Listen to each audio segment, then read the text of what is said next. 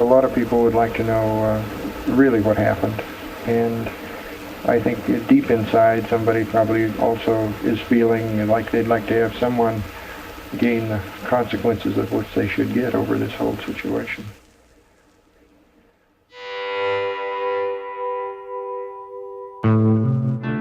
I think they stopped. You know, she probably ran. He got his gun out. Came across her jogging all alone on a road with no traffic and abducted her and killed her and dumped her in the woods. John just told me, he said, well, you know, I'm the last person I saw her alive. I know this road like the back of my hand. Same with the stations, only FM band. Farms and truck stops, fireworks stands. Yeah, I know this road like the back of my hand.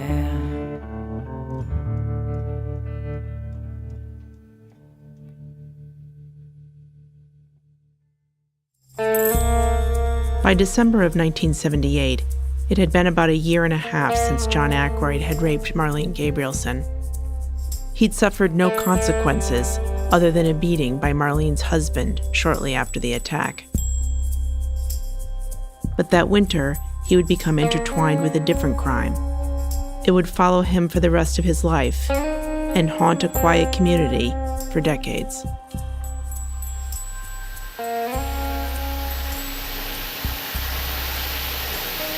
There was another case where I had seen this girl, and then all of a sudden she turns up missing. It was a Kate Turner. And I would suspect, you know, under an investigation of that. In 1978, Kay Turner was 35 years old. She lived with her husband Noel in Eugene and worked as a manager at a local public health agency. Kay and Noel lived across the street. I didn't get to know them right away, but pretty soon they became like good neighbors. Somewhere in the mid-'70s, she started running. A lot of us started running. I mean, we just, you know, I mean, it was right around the time of Prefontaine. Kay took it up somewhere in 76, 77. She didn't just take it up, it became a way of life. Kay ran a marathon in September of 1978 and hadn't let up a few months later, when even a cold winter morning wasn't enough to keep her inside. On vacation with her husband and a group of friends at Camp Sherman, a retreat outside of Sisters, she woke up early and headed out on a run. She was going to run in the morning and, as a matter of fact, had wanted my wife to run with her, but my wife had just taken up running and I think was a little embarrassed or just couldn't run with Kay the distance Kay would want to run and as fast. It was still a little undecided, but in the morning, my wife at the last minute decided not to go with her. Kay's exact route isn't known, but she expected it to take about an hour. When she hadn't returned after more than twice that long, her husband and friends began to worry. I guess I knew Kay too well, and she was too stable and too smart to either get lost or to run away or whatever people were thinking. They searched, but found no sign of her. Soon, they called the police. I received a call from the Salem Patrol Office regarding a missing jogger at Camp Sherman. District Attorney in Madras requested that the state police help assist the sheriff's office and investigate the crime. Lieutenant Vedito, Bob Cooley, and myself was over at Camp Sherman interviewing people regarding this missing Kay Turner. A couple of high school boys said, well, you ought to talk to John Aykroyd. He's seen her since we did. That's when Aykroyd's first name came up. Tom Hanna, who worked with him at Saniam, he lived in Camp Sherman, and he got off work about the same time John did, I think. And when he drove down and went that back road to get to the store, he saw Aykroyd's pickup in close proximity to where Kay Turner was running. Aykroyd was interviewed in January 11th, I think, and he had said, yeah, I was there. He said he did see her jogging along the road. He wasn't really a suspect, only just of interest.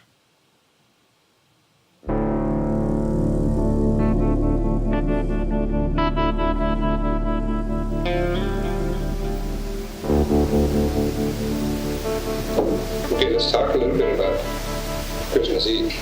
You were in that area that morning. Right, yes. Can you tell us about that? How you happened to be there and where you had been earlier? Well, like I told you, it's this one friend of mine, he wanted to go out and get some medicine. And he didn't have a gun. I had a 22. You were going to go get a deer. Because they needed the meat and didn't have no money. And he was hungry and the kid was hungry. and you had arranged this the night before or sometime before? Or? It was a couple days before, I guess.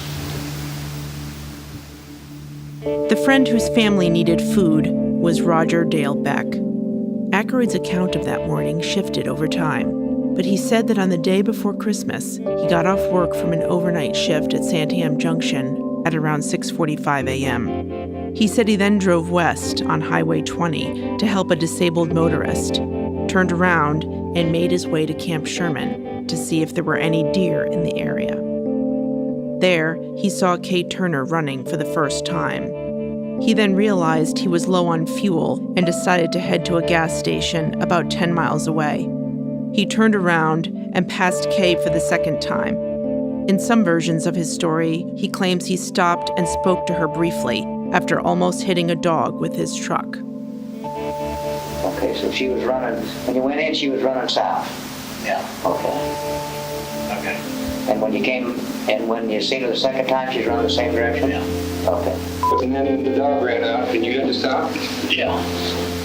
Yeah. And you talked to her? I asked her if I heard it. I didn't feel the bump or anything. I said, when I told her, I said, well, Merry Christmas. She said, Merry Christmas to me, and I drove off. Aykroyd says he then continued on to Sisters, filling up his tank before meeting up with Beck and heading out to poach a deer with his .22 caliber rifle. John was an outdoorsman. He knew, he would talk to me about tracking things. He was a hunter. And hunters doesn't necessarily restrict it to animals. Did you shoot something? Yeah. What was it, remember? Buck, the doe? No, I believe. Doe. And you dressed it out there? Yeah. Fuel gun it? Went through in the truck? Threw it back, pickup, went to Rogers. Who shot it? I did. One shot, two shots? One shot. Where'd you hit it at? Right between the eyes.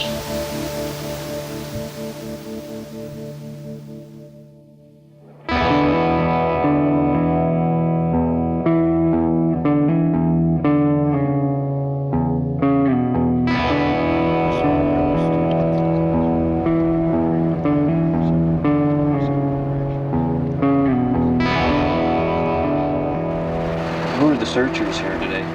Well, mostly friends of Kay Turner's, and most of them will be from Grants Pass. She grew up down there, of course, and they're friends coming up now to help us out here. How long do you continue a search like this until it was given up? Well, in many cases, we probably would have given up some time ago, but in this case, I guess there's enough people who are still interested in wondering what happened that they want to continue.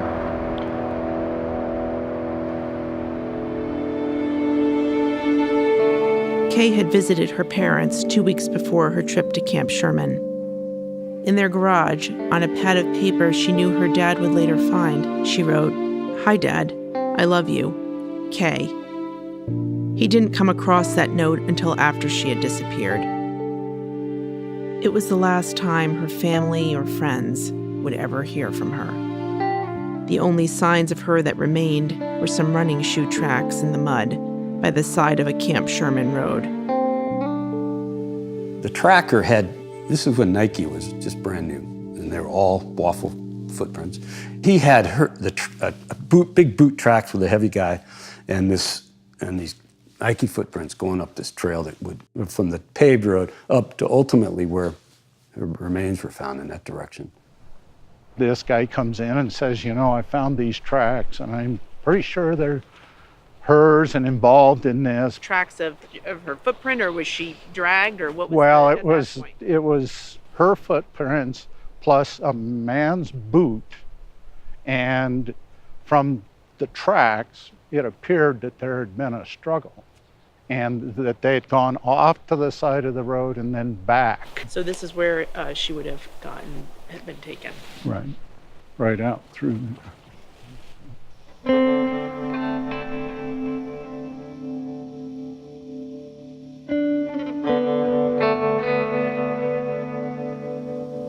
Within a week, a few days after she disappeared, they go through her desk and they find that in the last 6 weeks she spent 2 extended weekends away with two other boyfriends, each of whom was married. So the cops, they got 5 suspects, 5 potential suspects. They got a husband, they got 2 boyfriends, and they got 2 boyfriends' wives. It's hard to find a needle in a haystack, but if you got 5 people that you got names of, you go talk to them. They searched for her, couldn't find her. The original investigators were convinced the husband did it, so they really missed a lot of things. Noel Turner, who eventually left Camp Sherman with a car full of unopened Christmas presents for his wife, hadn't known about KAYE's affairs. By concentrating on him in those early days of the investigation, police lost valuable time and gave short shrift to other aspects of the case. Normally, when somebody dumps a body in the woods, they don't go miles out in there. If you're searching for a body, you don't need to go much more than 100 yards off the road.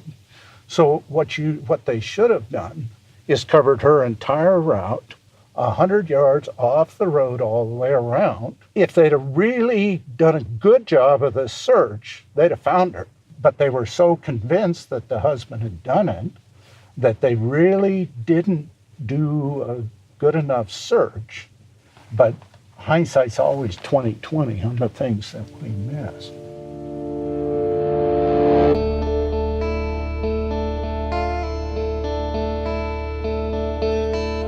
With no body and no leads, the case went cold.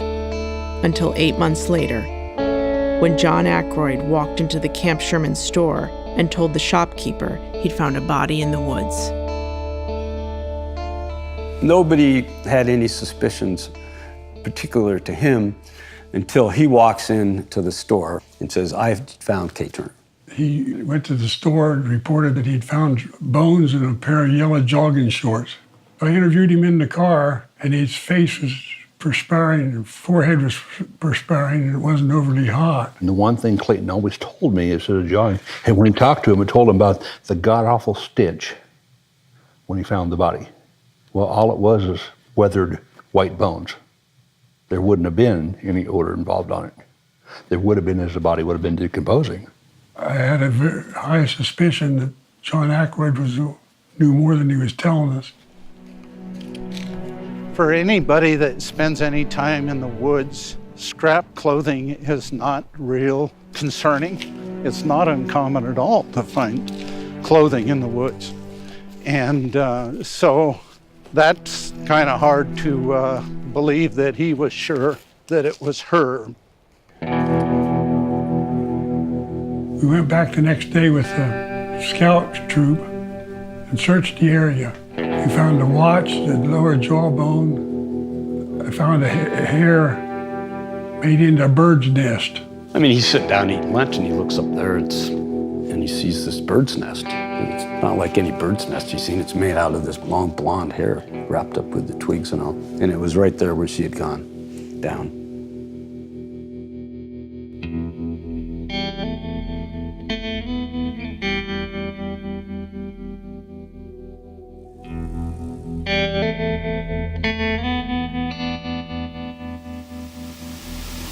Out hunting, and my dog would run around and started barking. I went over there. Okay. And what did you? And some bones. And I went down immediately to the Camp Sherman store. And then I had the woman there call the police, and I took them back out there. Just went down to the store. Right. Told the people you had found something. Right. What did you tell them? Do you remember? Probably something like found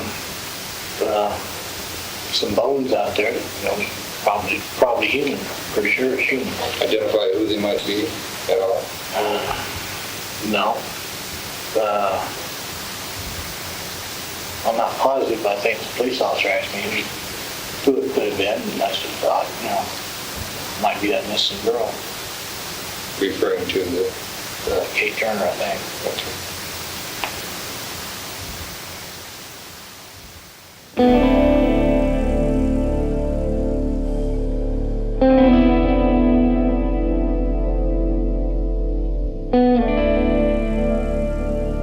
Bodies dumped in the woods are often scattered by animals and ravaged by the elements.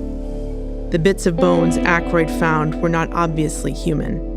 An avid outdoorsman like Aykroyd would probably have overlooked the scraps of clothing as nothing more than debris, but Aykroyd immediately identified them as Kay's. These peculiarities, combined with the fact that Aykroyd was one of the last people to see Kay alive, made him a prime suspect in her murder.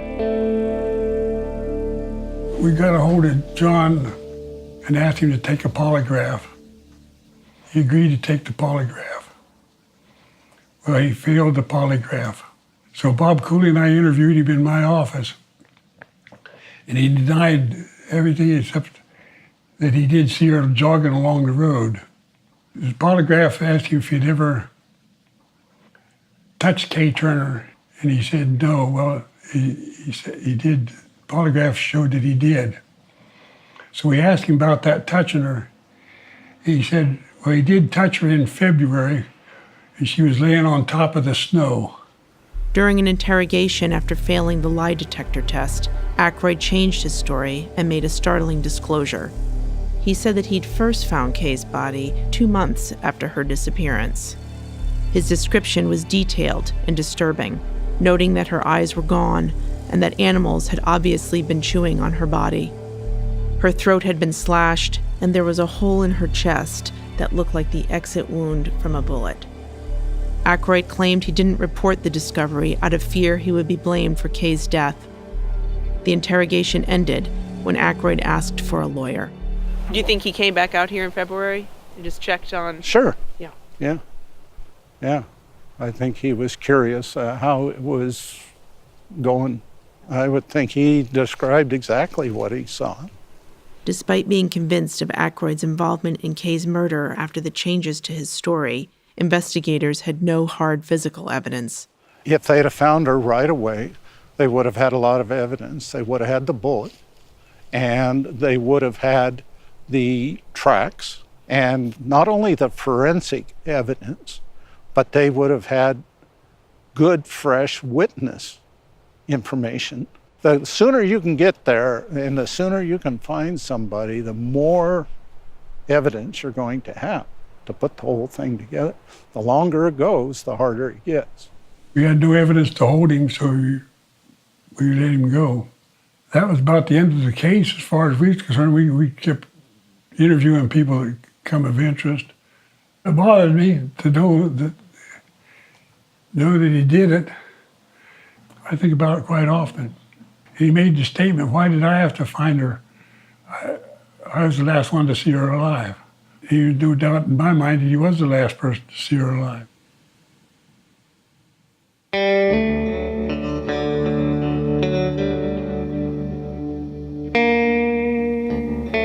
The suspicion and circumstantial evidence implicating Aykroyd weren't enough for police to arrest him.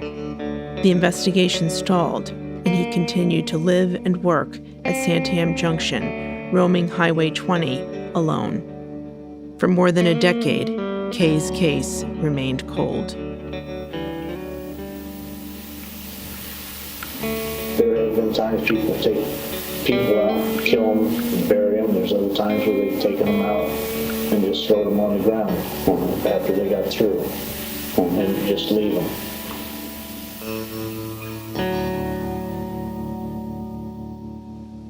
It didn't surface again until July 10th, 1990. I walk out of court, and there's a note there that says, call Jason Carlisle, Lynn County DA. I call up Jason, and he says, hey, Bill, have you ever heard of John Aykroyd? And I said, yeah, John Aykroyd killed Kay Turner. And he said, well, his stepdaughter disappeared yesterday, and we've got an active investigation going on. Every question in every breath, every exhale leaves a little death. in this way, and a memory that will wander with the ghost of Highway 20. Yeah, I know this road like the back of my hand. Same with the stations on the FM band, phones and truck stops and fireworks stands. I know this road like the back of my hand.